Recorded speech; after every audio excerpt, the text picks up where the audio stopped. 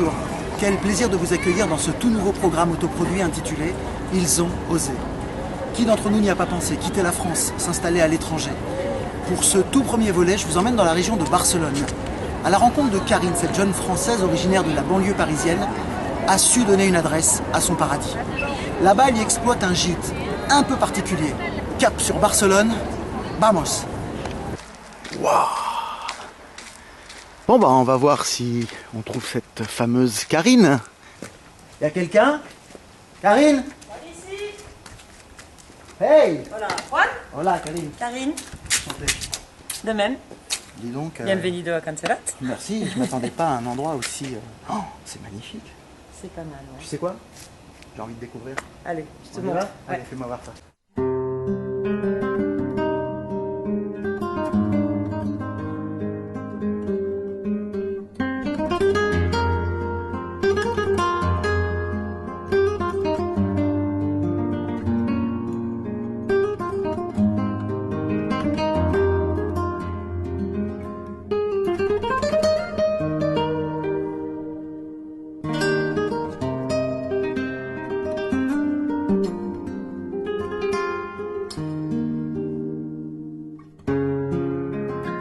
Alors Karine, on est où exactement ici? Alors ici, on est au village de El Bruc. Donc c'est un petit village de 2000 habitants, à 45 minutes de Barcelone et au pied de la montagne de Montserrat. Alors Karine, la petite curiosité du village apparemment c'est ça. Et alors explique-moi pourquoi ce type a sa statue ici et pas toi? C'est un héros national, le Timbaï d'El Bruc, qui, il y a plus de 200 ans, quand Napoléon avait envahi l'Espagne et passé par les montagnes de Montserrat, le petit tambour était dans la montagne, il a joué du tambour, ça a résonné dans toutes les montagnes, et Napoléon a cru qu'il y avait une armée énorme qui venait contre lui, et il a fait demi-tour. Eh ben je lui tire mon chapeau, ou plutôt mon sombrero à ce type-là. Hein. Bravo gars. C'était la petite minute culturelle. On retourne chez Karine? C'est parti. Alors Karine, tu fais partie de ces Français qui ont tenté l'aventure à l'étranger. Tu es originaire d'où en France? Originaire de Rueil-Malmaison, banlieue parisienne. Explique-moi comment on atterrit de Rueil-Malmaison jusqu'en Espagne. C'est quoi ton parcours? Ça n'a pas été une ligne droite. J'ai toujours aimé voyager. J'ai commencé en Chine, j'ai continué aux États-Unis, Amérique du Sud, Amérique centrale, États-Unis Alors là, et l'Espagne. Là, on est sur quelqu'un qui a fait le tour du monde. Alors comment tu as mis ça dans 37 ans de vie? Ça tient, ça tient. Ça tient, difficilement, mais... Waouh! Donc tu as fait tellement de pays. Et alors pourquoi Cancerat? Pourquoi l'Espagne? L'Espagne parce que j'étais en Californie et j'ai eu envie de revenir en Europe, mais revenir en banlieue parisienne, ça me disait rien du tout. J'avais besoin de soleil, de mer, de nature, de montagne. Et j'ai pensé Barcelone, pourquoi pas? C'est un bon compromis, je te confirme. Et alors, professionnellement, qu'est-ce que tu faisais en France? En France et ailleurs, j'étais analyste financière dans une multinationale. Ah ouais, alors rien à voir. Américaine. D'accord, en fait, tu as quitté une vie de ouf pour une vie de ouf. Ouais. C'est un peu ça, hein? On peut dire ça comme ça. D'accord. Bah écoute Karine, moi, les gens comme toi, ça me surprend toujours. Et c'est pour ça que je prends énormément de plaisir à faire ce petit programme. Et voilà, Karine, c'est une personne qui a osé. C'est le titre du programme, Ils ont osé. Maintenant, on va aller visiter son gîte, qui a une particularité puisqu'il n'accueille que des artistes. C'est ça, oui. Des artistes visuels, des écrivains, des sculpteurs. Du monde entier, évidemment. Des réalisateurs du monde entier, oui. Des cinq continents. D'accord, ok. Tu nous fais visiter l'endroit? Allez, on y va, c'est parti. Bon, viens avec moi, je t'emmène dans l'espace gravure. Attention, marche. Attends, c'est immense. Attends, je filme un petit peu. T'as combien de mètres carrés ici? Juste là, 300 mètres carrés environ. 300 mètres carrés dans cette pièce? Ouais, mais toute la maison, plus de 1000 mètres carrés. C'est énorme. D'accord, ouais, c'est énorme, effectivement. Alors donc, l'espace gravure, c'est là que les artistes travaillent? Ils utilisent cette énorme machine. Oh, c'est quoi cette machine alors? Une presse. Une presse? Ça va presser le papier, le bois, le métal.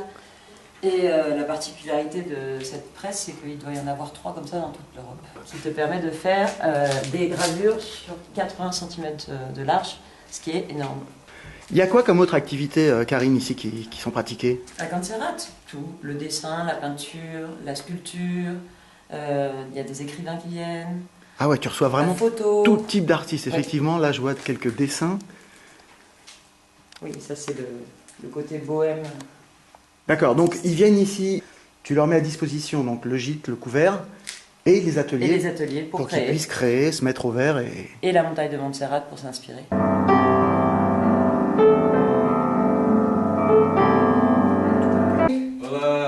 estás? Muy bien, et tout. Alors voilà, lui c'est Nick, un jeune Brésilien de 22 ans qui est à la fois musicien, graveur, il écrit des poèmes, enfin c'est quelqu'un de très énervant. On croise vraiment tout type d'artistes de tout âge à Cancerat. Hasta luego, Nick. Hasta luego. Alors là, derrière cette porte, c'est l'espace écrivain.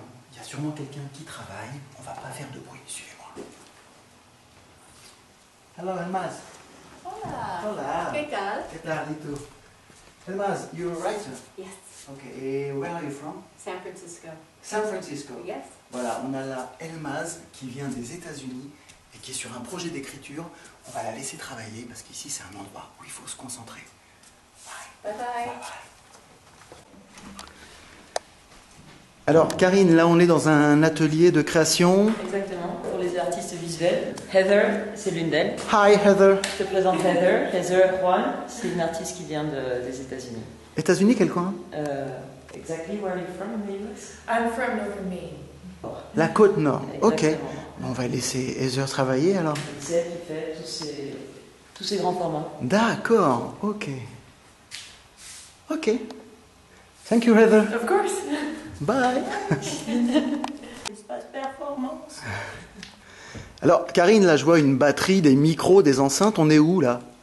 On est dans le studio Espace Performance. Donc on reçoit ici autant des artistes visuels que des musiciens, théâtre, danse, et tout ça c'est pour eux. Donc tu fais des concerts, tu organises... On fait aussi des concerts une fois par mois. Ça peut être aussi bien des lectures de poésie que des concerts, que des one-man shows, des jam sessions. Et prochainement, c'est l'opéra. L'opéra à Cancerat. Et oui, on fait tout ici. Waouh, quelque chose me dit je vais revenir ici moi. Hein. Ah, effectivement, on les sent bien les 1000 mètres carrés. Hein. Alors Karine, là on est dans une de tes chambres. Oui.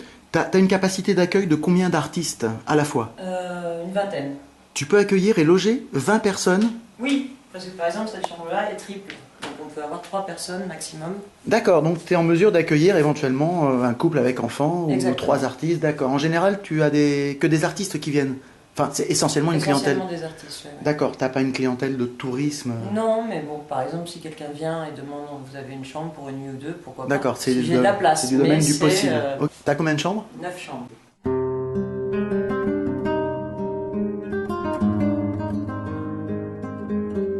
Alors, Karine, ici, on est dans l'endroit le plus dangereux de la maison, non? La cuisine.